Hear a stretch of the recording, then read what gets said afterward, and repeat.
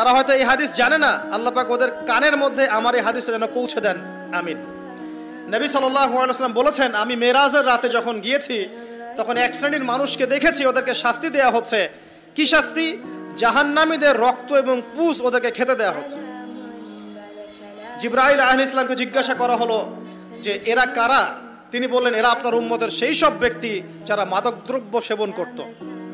আল্লাহ রাব্বুল আলামিন তার হাবিবের মাধ্যমে জানিয়েছেন, যখন কোনো মুসলিম মাদক সেবন করে বা কোনো ব্যক্তি মাদক সেবন করে তখন 40 দিন তার নামাজ কবুল হয় না।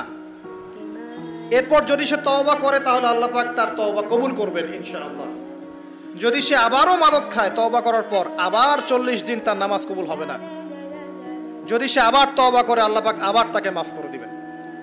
যদি সে আবারও মাদক খায় আবার 40 দিন তার নামাজ কবুল হবে না। তারপর যদি আবার তওবা করে আবার আল্লাহ তাকে মাফ করে দিবেন।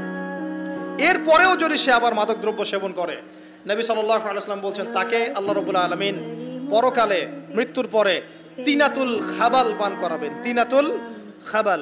জিজ্ঞাসা করা হল, ইয়া রাসূলুল্লাহ, তিনাতুল খাবাল কি জিনিস?